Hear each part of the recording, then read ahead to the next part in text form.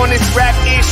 I ain't even broke a sweat, homie, this practice. Pondering my next move, staring at my track list. Hope I ain't missing my window. Praying like a Baptist, Seattle's own. Tired of this Game of Thrones. They made a list of the best rappers, and guess who wasn't on? While the disrespect continues, I'm steady packing these venues. Guess if you ain't at the table, you on the menu, and I'm that spitter, baby. They don't want you to see, but everybody south of Capitol Hill's rocking with me. Boys smoke the trays and ponder getting their life together. I'm comfortable with my role, so I'm like, whatever. I ain't got a job, but I work hard. And you don't work hard, but you got a job. The irony is I'm judged while you feel the applause. I'm slept on, that's why I had to set this alarm. My dudes is armed, I'm armed with this arm charm. Body banging like she got that cream from Barry Bonds. Yeah. I did it for the city, I did it for the love, I did it for the people, I did it for us. That Dre season is here, a real hitter with a mic, I'm everything that they fear. With that hood ain't the same, I was all on their ass, I'm level-headed. So yo, my dudes love when I spaz, and I'm so over Seattle's passive-aggressive attitude. They don't call you back, what they really saying is F you. While I'm from the same place, I move at a different pace. I prefer if you just said it to my face, damn, I did it. I did it for the city, I did it for the love, I did it for the people, I did it for us. Average dudes with they average spit, writing average rhymes, knocking average shit. The closer I get, I can feel the people starting to shift. I'm loyal to a fault, and everybody can't come with. Rap's a rich man's game, I'm only playing with change. They bang models and singers, I'm knocking my own flame, I'm different. The crowd, I move with the chosen few. Black thoughts, I could be the front man for the roots. No diamonds and gold, I'm on my sticks and stones. If we can see your panty line, you should have on a thong. My team is strong, through this fire we forged a bond. And they already know what it is when I get on. To the hearse, party like it's December 31st. When I'm on my deathbed, I probably cracking my nurse. You ain't got the bars to compete. I'm a verbal athlete, deflating these boys so they say that I cheat. Damn, I did it. I did it for the city, I did it for the love, I did it for the people, I did it for us.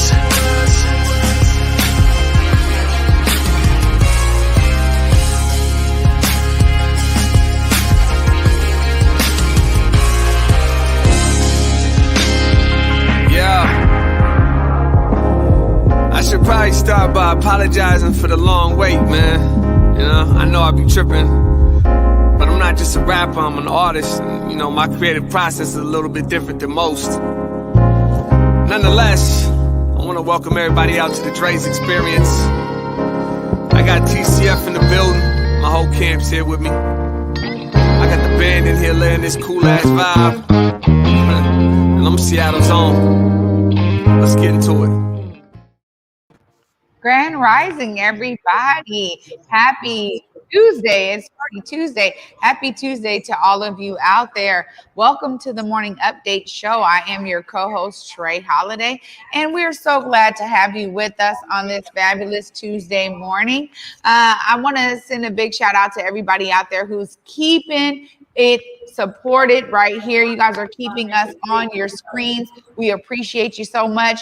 Got to bring in my co-host with the most, Big O at the home studio. What's up, Big O? Trey Holiday, good morning. How are you? Hey, Grand Rising, my friend. I'm doing well. How are you? I'm doing good. This is my, I haven't seen you on screen in that studio. That makes you look great. Ah, thank you. These guys have got the lights all the way right. It's looking great over here. You too, man. Nice home studio over there. Yeah, good. Yeah, definitely. It feels comfortable too. All right, let's get right into it. Good morning, everybody. I want to welcome you to the Morning Update Show and remind you that right now is a perfect opportunity for you to tag and share the stream. Go ahead and tag and share the stream with people you feel would appreciate culturally relevant news and information emanating right there in the Emerald City. Got to give a big shout out to our partners over the South Seattle Emerald, and also, there we go, also KBCS 91.3 over at Bellevue College. I want to remind everybody that you can listen to the Morning Update Show anywhere that you listen to your favorite podcast. Right now, they got SoundCloud there, and the links, But you can also check us out on Google, on Spotify, and on iTunes as well. We got a bunch of buttons moving back there. Also, want to remind everybody the COVID-19 vaccine is readily available in King County. If you need to get vaccinated, got a link going right there into the comments. You can get vaccinated anywhere in King County. There is no charge to get vaccinated. And in some cases, they can even bring the vaccination to you. So if you need to get vaccinated, go ahead, click that link right there. You'll find a location that is close to you. And for the most part, it's pretty quick as well. So always want to continuously keep that resource there. And Trey Holiday, man, it's like COVID ain't going nowhere in a sense. You know what I'm saying? Absolutely, my friend. I mean, this is something that, we're seeing these restrictions come up once again, for everybody to stay safe. You got venues making adjustments, you got businesses and organizations, a bunch of places right now making adjustments for this because it's still hitting us hard. Oh, definitely. And before we get into the headlines, something new that we've got going here that I kind of like today is our quote of the day.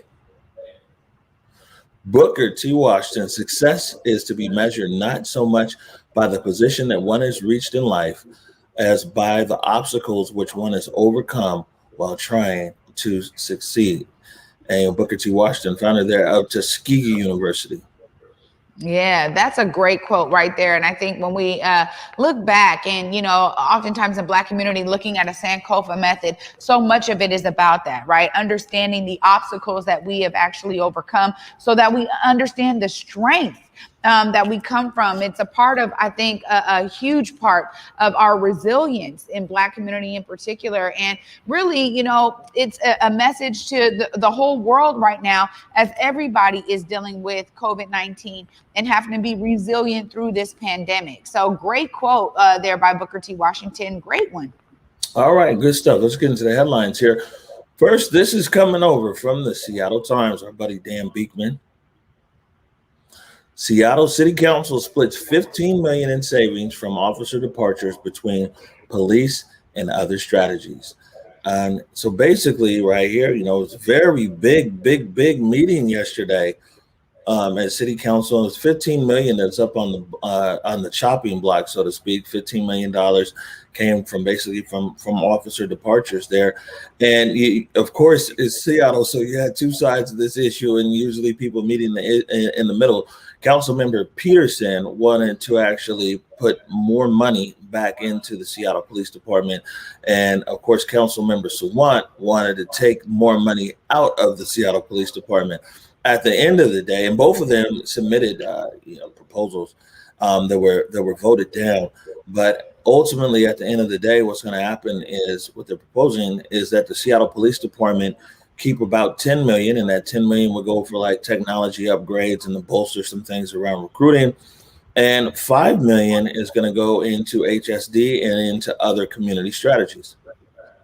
Yeah, this is something that's been a huge community effort for quite some time now. We saw it really bubble up after, George Floyd's death, and really a call to so many different police districts across our nation to start thinking about what it looks like to invest in communities. And oftentimes, when we're thinking about divestment from policing, it's really not so much about the divestment piece. It's really about what we can do with the money in terms of putting it in the hands of community to do the work, right? And really level up some freedom for the police to really focus on some of the higher calls that are necessary. And when we look at data, we actually are able to understand that a lot of the 911 calls, there's things that can be resolved through community efforts. So shoring that up and making sure that, they have a great foundation and basis for doing community response teams and things like that. So, that was a big day indeed as we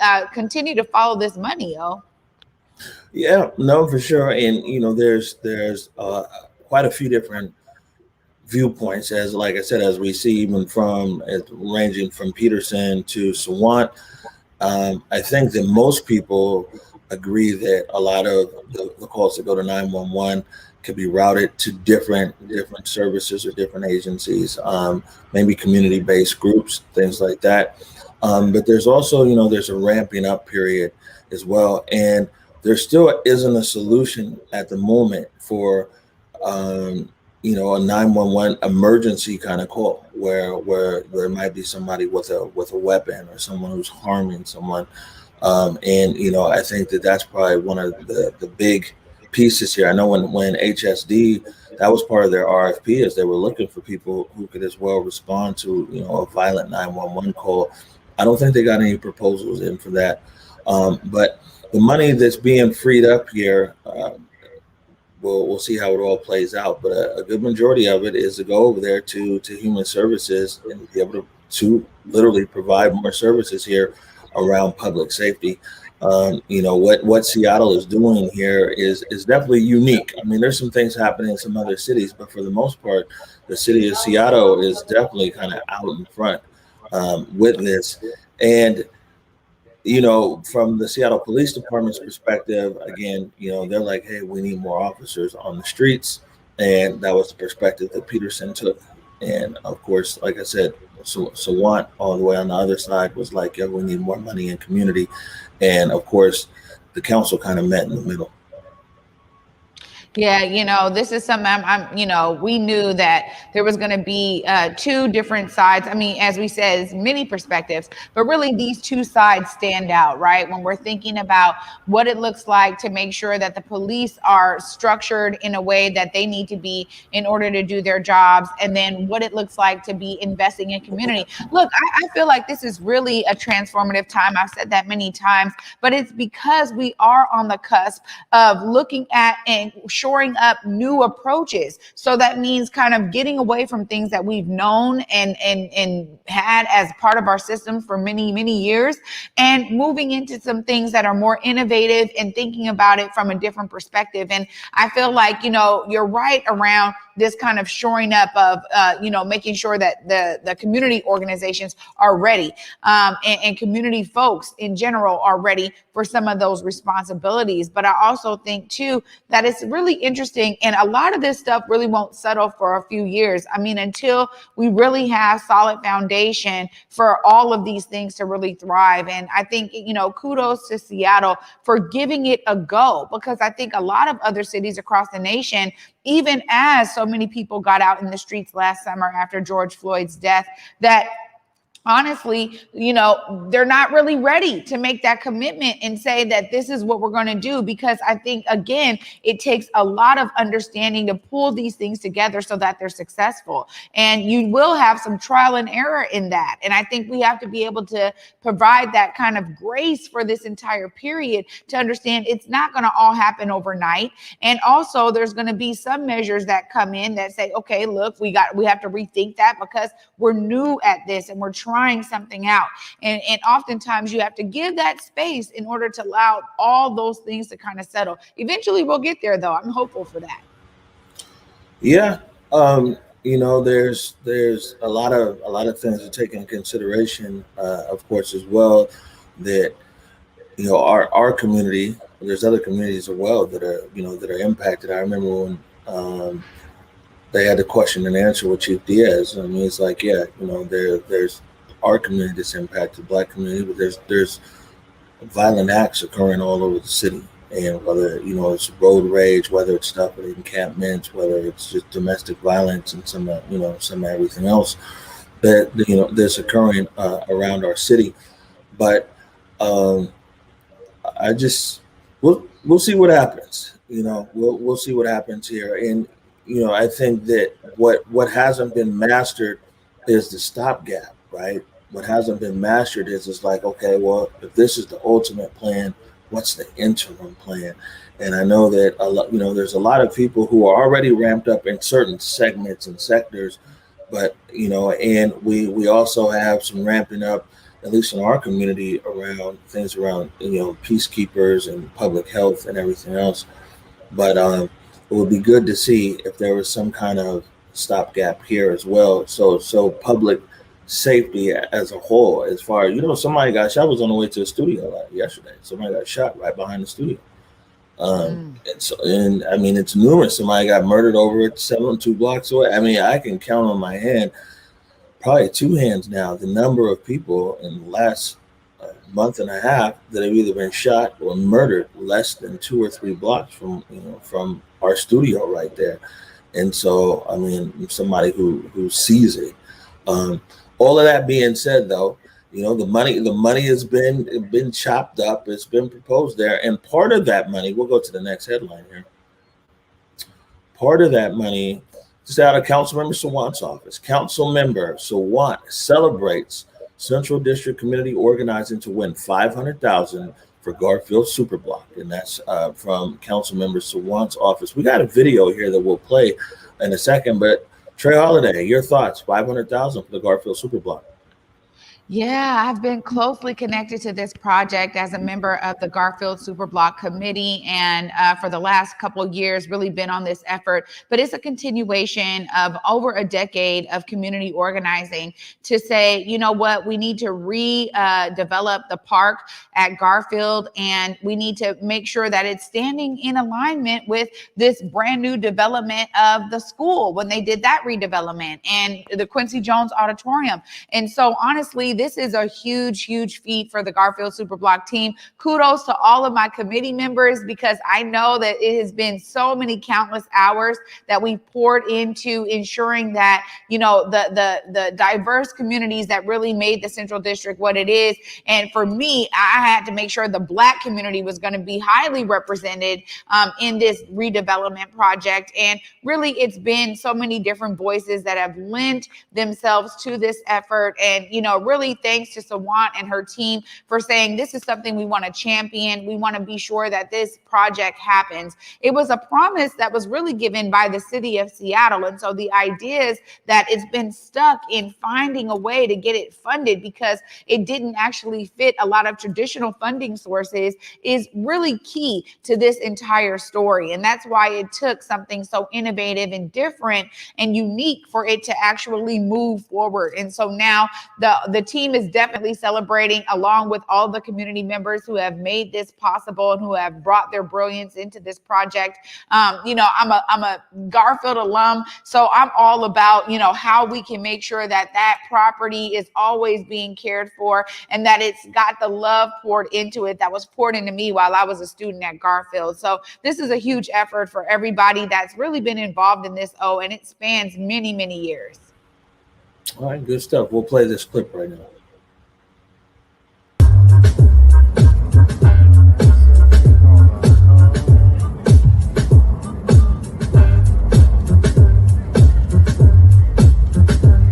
So we are out here at Garfield Park educating people about the Garfield Superblock Legacy and Promise Promenade project, where we're going to be redeveloping this park and bringing all the historic cultures that have really made the Central District out here into the park.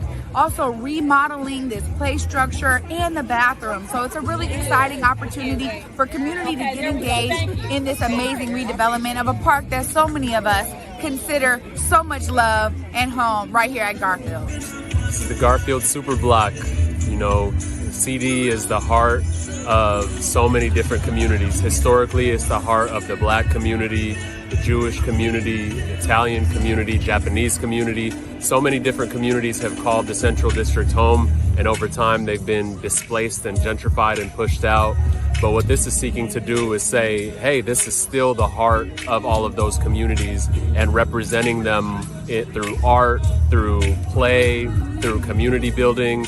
And it's so exciting to see the community come together and really shape that right here in the heart of the city. We're like patronizing Black business. We got Ma and Pop, so we got homemade popsicles, delicious strawberry flavor. We even got pops for your dog. The great thing about this is that this is an effort for over 15 years of community members who said, the bathrooms are not accessible. How can we pull out the art from all of these cultures that have made the Central District home out here into the park? When we go inside of Garfield, when we look at Quincy Jones Auditorium and the remodeling of Garfield, we want this park to actually stand up to all of that remodeling. And when you go inside, there's an amazing mural of, the history of all the cultures that have really made the Central District home. We want to bring that out here, redevelop the corridor right here that we're calling the promenade. So when you walk across this, it's not lumpy, it has amazing art, and it invites you in.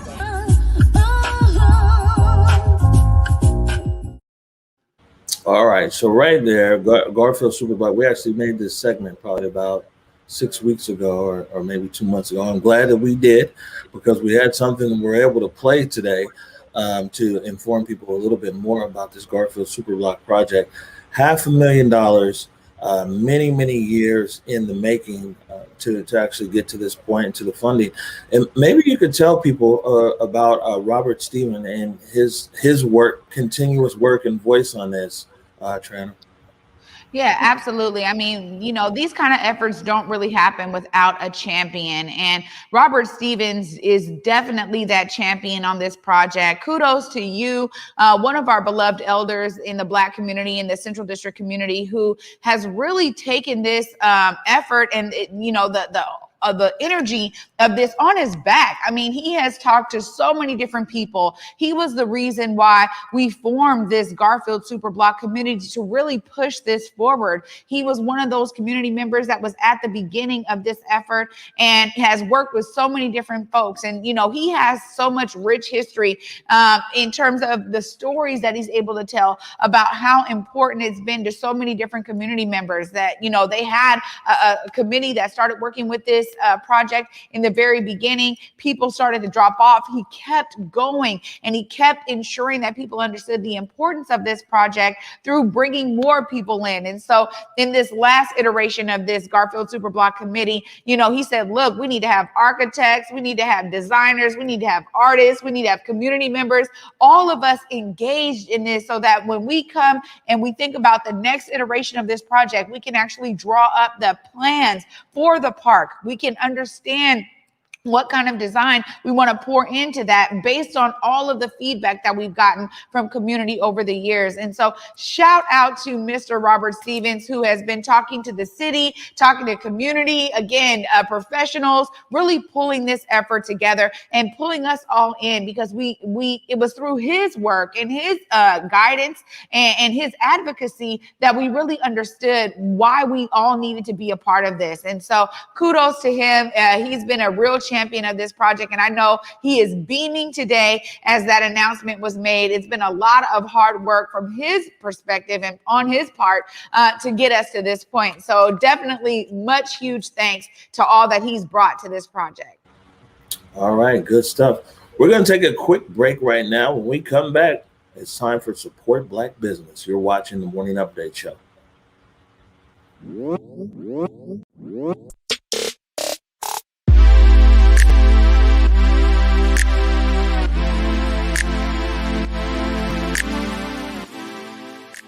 Market Street Shoes, slinging kicks since 2006, with styles that support you and yours, getting the F outside or staying comfy when you just want to lounge indoors as well.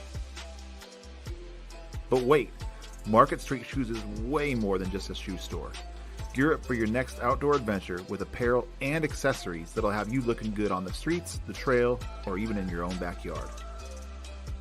With locations in Ballard, Redmond, and online at marketstreetshoes.com, there's undoubtedly a style and size that'll fit your lifestyle.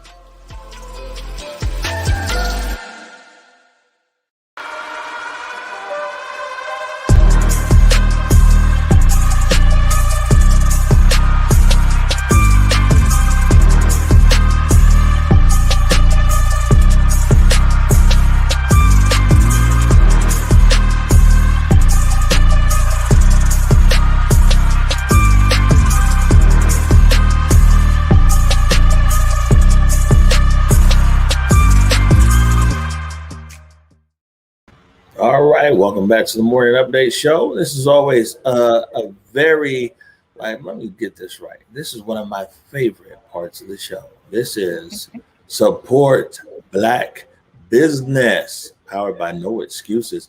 All right, today, this is a clip we actually played before, but I really like it. And this was an event that me and you attended. This is the CMOS Boss. And the best thing about Chef Amy Jean is that, like, one, she's a chef, so she can cook anything. But two, she gets down with this sea moss and putting sea moss into like everything. So here's a clip right here, the sea moss boss. I'm Chef Amy John for Sea Moss Boss, and tonight we're hosting a private dinner at 521 Stadium Place, overlooking the Puget Sound and Lumen Field. I found out about sea moss through just lectures, word of mouth, surfing different platforms and things of that nature, and I hear people speak about it, so I kind of like tiptoed into my own journey of being a consumer, and I absolutely love it.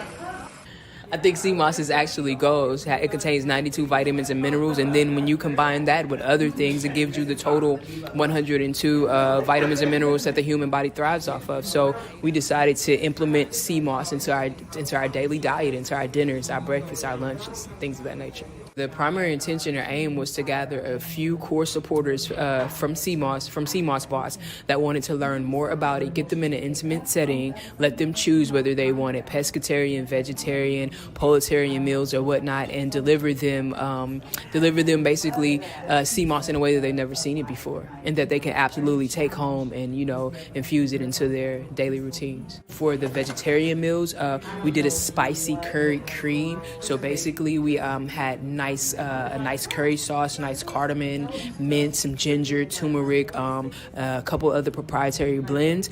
We seared that off with some nice heavy cream and of course sea moss, and top that with fresh rosemary and thyme. The second dish that we had was a pan-seared chicken with a lavender cream sauce, served with summer root veggies.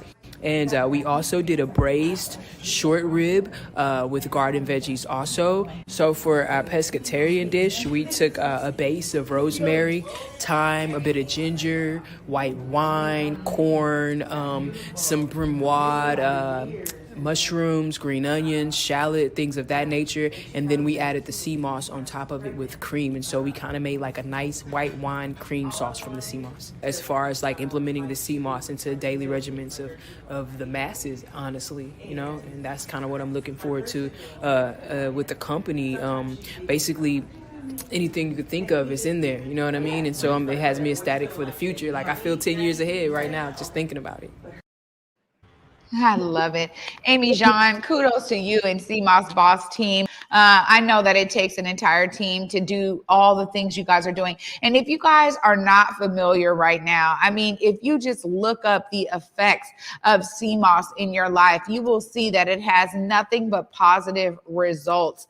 And really, they are doing an amazing job. I was loving that entire dinner, and also getting the education around how to infuse sea moss into other things, because Sea Moss Boss has been doing a fantastic job of this, because they have it in pill form, they got it in teas, they got it in candles, they have it all over the place. And of course, as you saw there with Amy Jean, preparing the gel, you can actually get the gel itself. Or if you want to get exploratory a little bit, you can get the sea moss yourself and prepare it the same ways that she was doing right there in that video, clipping it up, blending it up with some purified water. I mean, honestly, we got to see the entire process, and then we got to grub down on the feelings of it. I mean, the end results of all of that great preparation. So shout out to Sea Moss Boss. They're doing a fantastic job of staying connected to community, but also giving us the education that's necessary.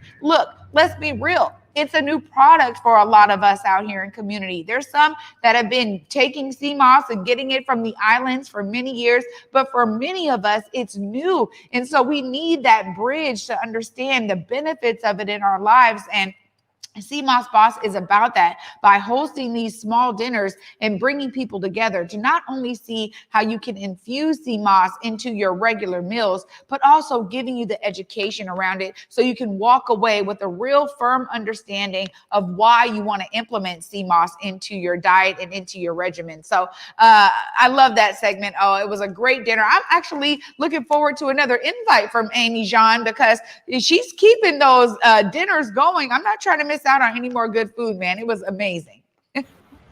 Yeah, no, definitely. Had a great time there.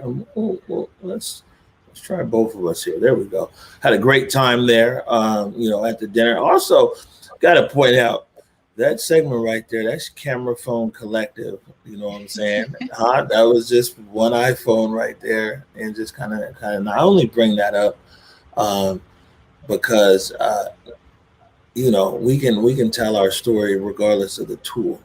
I mean, we could have wrote a great article, could have just used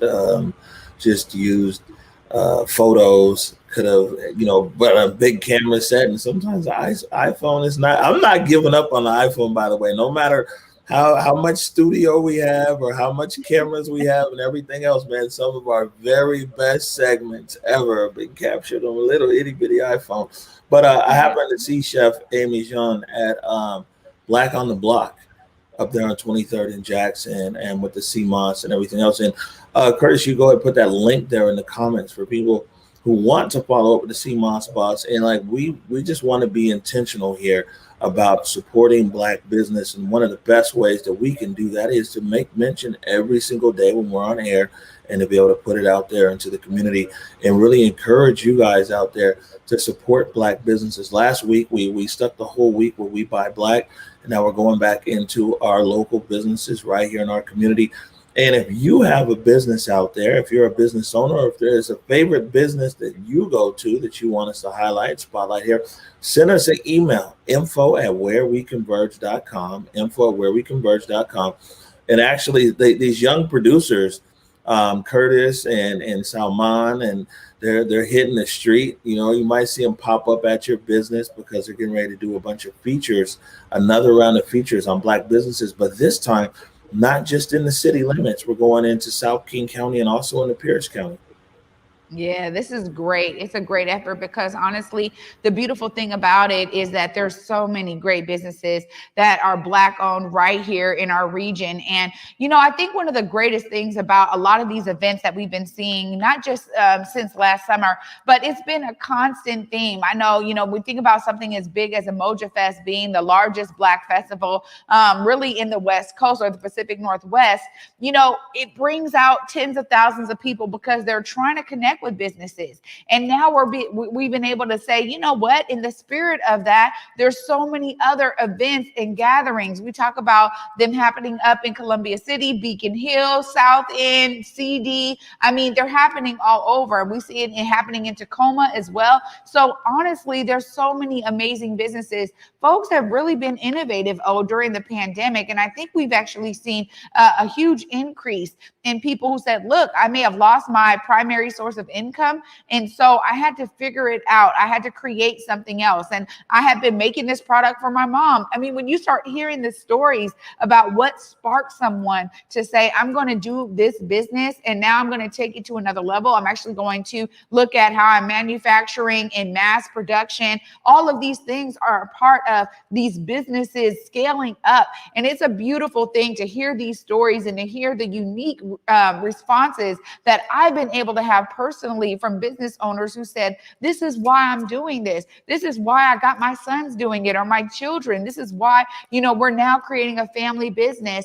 And honestly, every story is beautiful and unique in its own right. I encourage all of us to really get out there when we have the opportunities to connect with these Black businesses. There's going to be many more pop-ups happening even through the fall and winter. People are bringing it inside, doing it more intimate, smaller gatherings, keeping it safe, people staying masked up. There's plenty of ways to stay connected to these amazing businesses. Yeah, no, definitely. And let's see what else we got here. Another good thing, keeping it with Black business. It's another favorite part of my show here. Black business relief, right? And so here we're staying on message with the rub. This is the RUD's Rub. This is the Raising Up Black Businesses. This is a small business grant. We'll go ahead and put that link there in the comments. $2,500 grant, small businesses, Black-owned businesses across the state of Washington and Oregon, basically Ezel's footprint. Yeah, absolutely. I mean, This is something, again, that when we're talking about people stepping up and filling the void, the Ezell's team has done just that. And Rudd's Rub is a prime example of what can be done when a business sees a need to really support other businesses. I love the focus on Black business because here on the Morning Update Show, we talk about Black economics all the time, circulating the Black dollar, not waiting for anybody to save us, doing things for ourselves. And both of these segments, to me, really represent that. Not only is it about the support that we give to Black businesses, but it's also about, thriving businesses, seeing a need and being able to step in and fill that void. And so if you are a small Black business out there looking for some support, please do not, overlook this effort by the Ezell's team with Rudd's Rub. It's really a great initiative. And I really hope that there's more people that pour into this in terms of financial support, because it can continue, right? They wanted to double their efforts, not just help 20 businesses, maybe 40, maybe get to 100 because they got so much support. I can see this being a constant theme, because honestly, Black businesses are almost always going to need this level of support, even after this pandemic or through it, whatever. Ultimately, the idea is that, Black business owners can know, hey, there's a level of Black leadership and Black support that's going to funnel into me. When you think about a legacy like Ezell's, how successful it has been over the years by being consistent, staying very consistent with its products, being able to expand into all of the region. You're talking about now hitting Portland. This is really key when we think about what a lot of these young business owners or older business owners in general, what they're really thinking about in terms of their business, their products and services, being able to scale up like that. So shout out to everybody at Ezell's. I think both of these efforts back to back, they give me so much love. I gotta say, I love how we put it together because honestly, it is about us being able to buy Black. And it's also about the support coming from a Black conglomerate now like Ezell's, pouring into these small businesses. It's beautiful. Yeah. Almost 40 years in, almost 40 years in for Ezell's and the Rudd family. They've been out in front the whole time. We've got a short show today, but we're going to take a quick break right now and got a few more announcements. You're watching the Morning Update Show. I did it for the city, I did it for the love, I did it for the people, I did it for us. Back on this rap ish, I ain't even broke a sweat, homie, this practice. Pondering my next move, staring at my track list, hope I ain't miss my window. Praying like a Baptist, Seattle's own. Tired of this Game of Thrones. They made a list of the best rappers, and guess who wasn't on? While the disrespect continues, I'm steady packing these venues.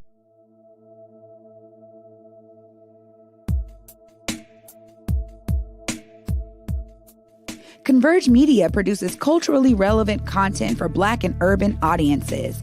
Our coverage is raw, transparent, and objective, praised by community leaders, government officials, and residents. Support Converge Media today via Venmo, Cash App, or PayPal at Converge Media.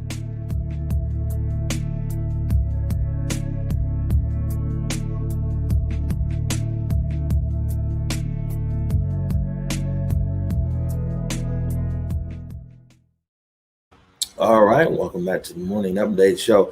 Yeah, and we just to let everybody know, we literally made space for our guests today, but something came up, and so they weren't able to join us. So space.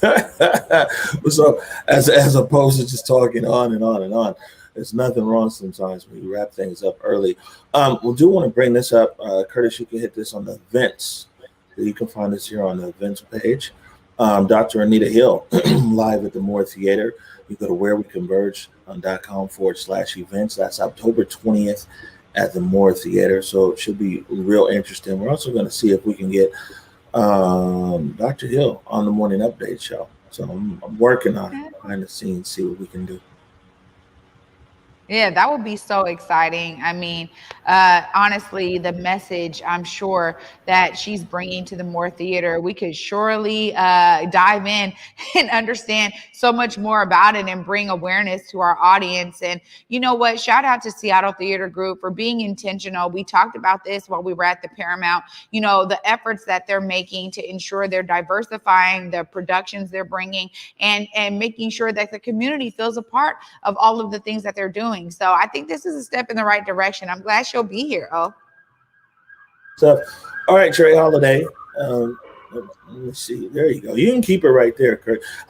You know, this is our first time with this crew, with us being virtual like this, and so we actually stay on screen together a lot.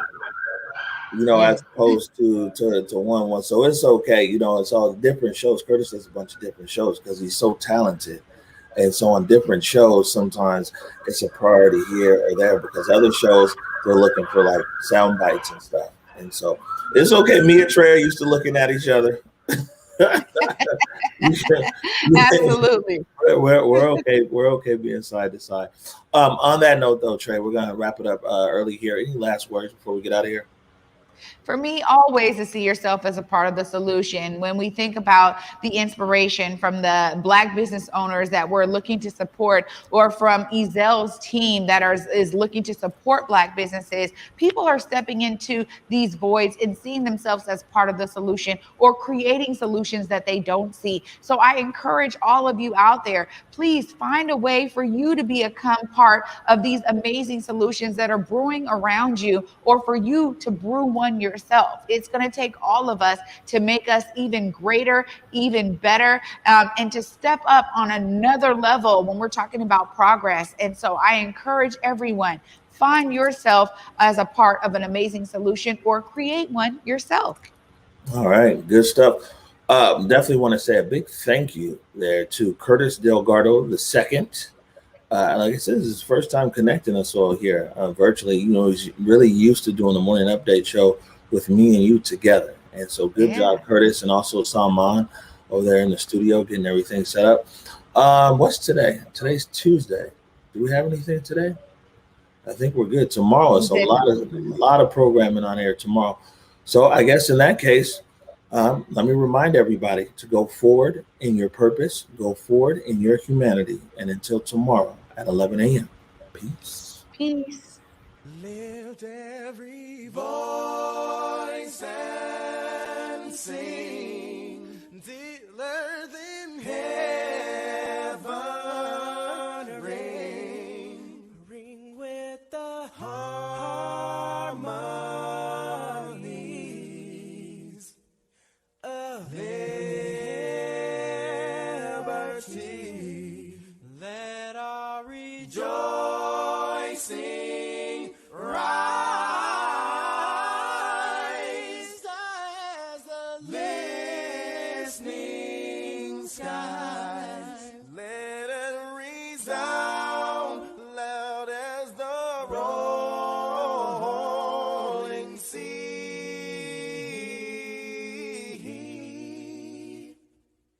Sing a song full of the faith that the dark past has taught us. Sing a song full of the hope that the present has brought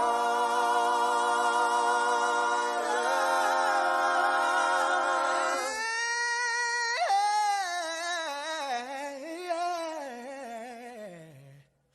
Facing the rising sun.